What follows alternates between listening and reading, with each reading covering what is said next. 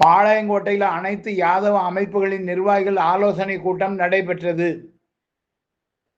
ஜாதிவாரி கணக்கெடுப்பு நடத்தப்படும் என மத்திய அரசு அறிவித்ததை முன்னிட்டு திருநெல்வேலி, தூத்துக்குடி, தென்காசி, விருதுநகர், கன்னியாகுமரி ஆகிய 5 தென் மாவட்டங்களைச் சார்ந்த அனைத்து யாதவ அமைப்புகளின் கூட்டமைப்பு சார்பில் இந்த ஆலோசனை கூட்டம் நடைபெற்றது. இந்த கூட்டத்திற்கு தமிழ்நாடு யாதவர் மகாசபை மாநில ஆலோசகர் எஸ். வானமாமலை தலைமை வைத்தார். மாநில இளைஞரணி செயலாளர் பொட்டல் எஸ். துரை யாதவ், தமிழ்நாடு யாதவர் சங்க தலைவர் வழக்கறிஞர் எஸ். சரசுமுத்து, திருநெல்வேலி யாதவர் பேரவை செயலாளர் எஸ். செல்வராஜ் ஆகியோர் முன்னிலை வைத்தனர். கூட்டத்தில் ஜாதிவாரி கணக்கெடுப்பை உடனடியாக நடத்திட வேண்டும், கல்வி மற்றும் வேலைவாய்ப்புகளில் முன்னுரிமை, பிற்படுத்தப்பட்டோர் இட ஒதுக்கீட்டில் 10% உள் ஒதுக்கீடு வழங்குதல் உள்ளிட்ட 8 தீர்மானங்கள் நிறைவேற்றப்பட்டன. இந்த கூட்டத்தில் பல்வேறு பகுதியிலிருந்து யாதவ பெருமக்கள் பெரும்பாலானோர் கலந்து கொண்டனர். நல்ல கருத்து செய்யுங்க, ஒருத்தர் உதவி பண்ணுங்க, மனிதரை நேசிங்க, ஒருத்தர் மரியாதை கொடுக்கணும். மரியாதையில் இருந்தோம்னா எல்லாத்தையும் வெற்றி தான். வாழ விடாமல் வாய்ப்படுத்துறது நன்றி. ஒரே ஒரு மன்னிப்பு, நான் காலையிலே லயன் கிளப் மீட்டிங் அட்டன் பண்ணிட்டு ஆக முடியல, அதை முடியல. நீங்கள் விடை கொடுத்தா நான் போயிட்டு இன்னொரு மீட்டிங் கூட ஜாயின் பண்ணிக்கிறேன். விடை கொடுங்களேன். முக்கியமான கட்டத்தில் இருக்கிறோம். நம்ம கிட்டத்தட்ட அறிவிப்பு வந்துவிட்டதுனால நீங்கள் உடனே குயிக்க போய் எல்லா இடத்துக்கும் சேர முடியும். எங்கள் பண்பாட்டுக்காக எல்லா 4 மாவட்டத்துக்கும் எங்கிட்ட உறுப்பினர் இருக்காங்க. நாங்கள் அழகாக பண்ணிக்கிட்டு இருக்கிறோம். நாங்கள் கண்டிப்பாக அதில் அதில் யாதவா அப்படிங்கிறத நாங்கள் விளம்பரம் பண்ணுவோம். இப்போ முக்கியமாக செய்ய வேண்டியது அதான். வேற மித்ததெல்லாம் பேசி பிரயோஜனம் இல்லை. யாதவா என்கிறத போய் சேரணும். நீங்கள் நோட்டீஸ் அடிக்கும் போது பாதி பேர் யாதவன் அடிக்க, பாதி பேர் அடிக்க முடிய. யாதவன் நோட்டீஸ் அடிக்க, வெளியே அடிக்க வேண்டாம். இந்த கூட்டத்துக்கு மட்டுமாவது பேரில் அடிக்கும் போது யாதவான் அடிக்க. நான் ஒரு 7 மணிக்கு ஒரு மீட்டிங் போட்டே இருக்கு. வானமாமலை தமிழ்நாடு யாதவ மகாசபையுடைய கௌரவ ஆலோசகர். தமிழ்நாட்டில் யாதவ சமுதாயம் தொடர்ந்து வஞ்சிக்கப்பட்டிருக்கிறது.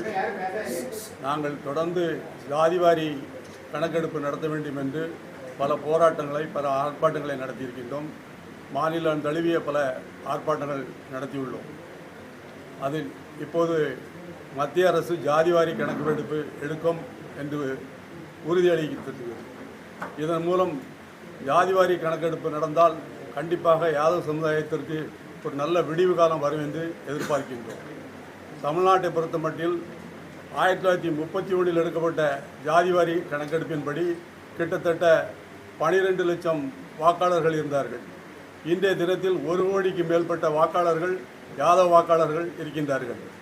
ஆகவே ஜாதிவாரி கணக்கெடுப்பு நடத்துவதற்கு முன்பாக கூட எங்களுக்கு 10% உள் ஒதுக்கீடு வழங்கிட வேண்டும்.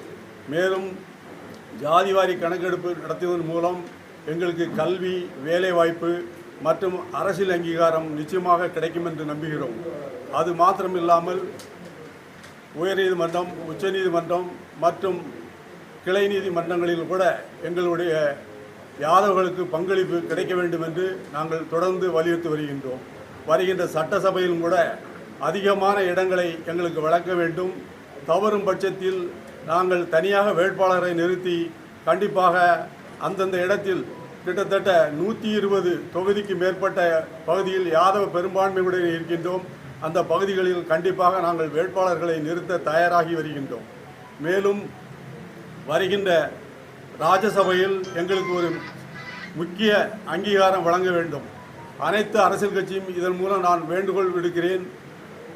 தொடர்ந்து ராஜ்யசபைக்கு இந்த சமுதாயம் புறக்கணிக்கப்படுகின்றது.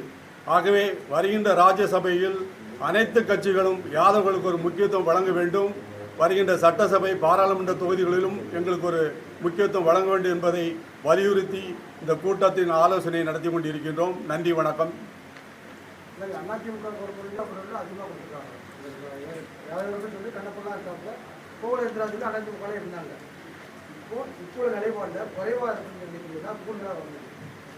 இல்லை, குறைவு கூடுதல் கிடையாது. எங்களுடைய சமுதாயத்துடைய மக்கள் தொகையின் அடிப்படையில் எங்களுக்கு இன்னும் கூடுதலாக வேண்டும் என்பதுதான் எங்களுடைய கோரிக்கை. அதான் வெரி சிம்பிள். எங்களுக்கு எங்கள் சமுதாயத்துடைய மக்கள் தொகையின் அடிப்படையில் எங்களுக்கு இன்னும் கூடுதல் அங்கீகாரம் வேண்டும். சார் இப்போ தனி கட்சி தொடங்குறீங்க அப்படின்னு சொல்லி இப்போ சொல்லியிருக்கீங்க. ஸோ அது எப்படி எங்களுக்கு எடுத்துக்காட்டுக்கு வரக்கூடிய ராஜ்யசபாவில் இதுவரையும் திமுக எங்களுக்கு ஒரு சீட்டு கூட வாய்ப்பு தரல. இதுவரையும் நான் சொல்றது சுதந்திரம் அடைஞ்சதுலேருந்து அண்ணா திமுகவில் வந்து கோகுலேந்திரா அவங்களுக்கு வாய்ப்பு தந்தாங்க. ஒரு எடுத்துக்காட்டு சொல்கிறேன். அவங்க மாற்று சமுதாயத்தில் கல்யாணம் பண்ணதால எங்கள் கோர்ட்லேயே அவங்க மந்திரியானப்ப அவங்க கணவர் சமுதாயத்தை சொல்லி அந்த சமுதாயத்துக்கு கோகுலேந்திரா மந்திரி ஆகிட்டாங்கன்னு சொல்லி தான் பாராட்டு கூட்டம் நடக்குது. அதனால் வரக்கூடிய ராஜ்யசபா தேர்தலில் எங்களுக்கு உரிய அங்கீகாரம் வேணும். எல்லா அரசியல் கட்சிகளும் ஏற்கனவே பெரும்பான்மை சமுதாயத்தை கொடுத்துட்டாங்க. நாங்கள் எந்த சமுதாயத்தை குறிப்பிட்டு சொல்ல வரல. தமிழகத்தில் மற்ற சமுதாயத்துக்கு ஈடான வாக்குகளை வைத்திருந்தாலும் எங்களுக்கு நியமன பதவியில் உரிய அங்கீகாரம் வழங்கப்படலை. அதனால் வரக்கூடிய ராஜ்யசபா தேர்தலில் 1989 நான்கு நேரில் ஆச்சூர் மணி ஐயா எம்எல்ஏ இருந்ததுக்கப்புறம் எங்களுக்கு திருநெல்வேலி மாவட்டத்தில் யாதவர்கள் உரிய அங்கீகாரம் கிடைக்கல. அதனால் இந்த தடவை ராஜ்யசபா சீட்டில் எங்களுக்கு உரிய அங்கீகாரம் வேணும். அது எடுத்துக்காட்டாக இப்போ வரக்கூடிய இதை நாங்கள் சொல்கிறோம். அது வந்து முக்கியமாக வலியுறுத்துகிறோம். எங்களை தொடர்ந்து புறக்கணிக்கிறாங்க. இந்த கட்சி அந்த கட்சியில் எல்லா அரசியல் கட்சியும் எங்களை புறக்கணிக்கிறாங்க. அதனால் வரக்கூடிய ராஜ்யசபா தேர்தலில் எந்த கட்சி எங்களுக்கு வாய்ப்பு தருதோ எங்களோட மனநிலை அவங்க பக்கம் மாறும். நாங்கள் வந்து யாருடைய ஆதரவாளர் இதுவரையும் கிடையாதுங்க. எங்களுக்கு யார் வாய்ப்பு தராங்களோ அவங்களுக்கு எங்களுடைய மனநிலை மாறும். அதுக்கு அதை வெளிப்படுத்துறது தான் இந்த கூட்டமே. இது மாதிரி நிறைய விஷயங்கள் அழைப்பு கொடுத்தா இது எதுக்காக நாங்கள் கூட்டியிருக்கோம். எங்களுக்குள்ள பல்வேறு அமைப்புகளாக இருக்கலாம். ஆனால் எங்கள் சமுதாயத்துக்கு ஒரு நோக்கத்தை அடையணும்னா எங்களுக்குள்ள எந்த வேற்றுமையும் இல்லை. நாங்கள் எல்லாருமே ஒன்று தான், எல்லாருமே அண்ணன் தம்பி தான். பேர் வேணால் வேற வேற வச்சிருந்துருக்கலாம் இயக்கத்தோட பேர். இனிமே வரும் காலங்களில் வந்து யாதவர்களுக்கு அநீதி இழைக்கப்பட்டா எந்த இயக்கம்ன்றதெல்லாம் பார்க்க மாட்டோம். இழைக்கப்பட்டது ஒரு யாதவனுக்கு. அதனால ஒன்று கூடி எல்லாரும் ஒரே நோக்கத்தோடு போராடி வெற்றி பெறுவதற்கு தான் இந்த 5 மாவட்ட யாதவர்கள் அனைத்து இயக்கங்களும் ஒன்று கூடியிருக்கோம். சட்டமன்ற தேர்தல் உங்களோட நிலைப்பாடு சீட்டு எத்தனைங்கிறது? சட்டமன்ற தேர்தலில் வந்து அரசியல் கட்சிகள் வந்து எங்களுக்கு வாய்ப்பு தர மறுக்குது. அது வந்து பின்னாடி பொதுக்குழுவில் எல்லா அமைப்புகளும் கூடி முடிவெடுப்போம். இப்போ எங்களுக்கு வந்து சாதிவாரிய கணக்கெடுப்பு வெளியிட்டு அரசாங்கம். இந்த சாதிவாரிய கணக்கெடுப்பு வந்து 2012-11 பாராளுமன்றத்தில் சட்டம் நிறைவேற்றினாங்க. இது வழக்கமாக நடக்கக்கூடிய விஷயம் தான். ஏன்னு கேட்டிங்கன்னா நாளைக்கே ஜாதிவாரிய கணக்கெடுப்பு வெளியிட்டுட்டா தூங்கிட்டு இருக்கிற யாதவ கூட எந்திரிச்சு உட்காந்து சீட்டு கேட்பான். தூங்கிட்டு இருக்கிற யாதவ எந்திரிச்சு சீட்டு கேட்பான். இந்தியாவில் பெரும்பான்மையான சமுதாயம் ஒற்றை வார்த்தையில் உள்ளவங்க. இப்போ பட்டியலின மக்கள் பார்த்தீங்கன்னா பல்வேறு பேரில் இருப்பாங்க. ஆனால் நாளைக்கு ஜாதி வாரிய கணக்கெடுப்பு வெளியிட்டா யாதவன்ற வார்த்தையில் அவன் தான் பெரும்பான்மை சமுதாயமாக இருப்பான். அப்படி ஒரு பெரும்பான்மை சமுதாயம் ரொம்ப தூங்கிட்டு இருக்கான். அவனே யோசிப்பான், நம்ம இவ்வளோ நாள் தூங்கிட்டு இருந்தோம். கல்வி வேலை வாய்ப்பில் அரசியலில் நம்ம மக்கள் தொகை இத்தனை பர்சன்டேஜ் இருக்குது, நாம் எந்த பர்சன்டேஜ் இருக்குன்னு பார்ப்பான். நிச்சயமாக அப்போ இந்தியாவில் மிகப்பெரிய ஒரு எங்களுக்கு வந்து ஒரு காலம் புரட்சியை வெடிக்கும். அந்த புரட்சி மூலமாக நாங்கள் வெற்றி பெறுவோம். ஆனால் இங்கே இருக்கிற யாதவர்கள் நான் தெரியப்படுத்திக்கிறேன், இதெல்லாம் வந்து கண்துடைப்பு தான். நீதிமன்றத்தில் போவாங்க, தடை வாங்குவாங்க. நாம் நினைக்கிற மாதிரி ஜாதி வாரி கணக்கெடுப்பை வெளியிட மாட்டாங்க. அப்படியே வெளியிட்டாலும் நாம் இடஒதுக்கீடுலையும் கல்வியிலையும் வேலை இடஒதுக்கீடு பெறுவது சாதாரண விஷயம் கிடையாது. இன்னும் 50 ஆண்டு காலம் போராட வேண்டியது இருக்கும். ஆனால் அந்த மாதிரி ஒரு சூழ்நிலை இருக்காது. இன்னைக்கு ஒன்று கொண்ட மாதிரி நாங்கள் ஒன்று கூடி போராடி எங்கள் இடஒதுக்கீடு உரிமை பெறுவதற்காக தான் இந்த மாதிரி இது ஒரு பிள்ளையார் சொல்லி போட்டதை கூட எடுத்துக்கலாம். என் பேர் சரசுமுத்து. எந்த அரசியல் அங்கீகாரம் ஒரு சின்ன விஷயத்துல கூட கிடையாது. இன்னைக்கு பணமர வாரியம் பணையேறி கஷ்டப்படுற சமுதாயம் நாடார் சமுதாயம். அப்போ அதை உணர்ந்த அரசாங்கம் அதுக்கு அந்த சமுதாயத்தை சேர்ந்தவரை ஒருத்தர் தலைவராக போகணும்னு சொல்லிட்டு எர்ணாவூர் நாராயண் அவர் நாடார் சமுதாயத்தை சேர்ந்தவங்களை போடுறாங்க. இப்படி ஒவ்வொரு துறையுக்கும் அந்தந்த சமுதாயத்தை சேர்ந்தவங்களை தலைவராக போடுறாங்க. நாங்கள் கால்நடை வாரியம் நியமனம் செய்து யாதவரை தலைவராக நியமனம் செய்யணும். இன்னைய வரையும் எங்களுக்கு நியமனம் கிடையாது.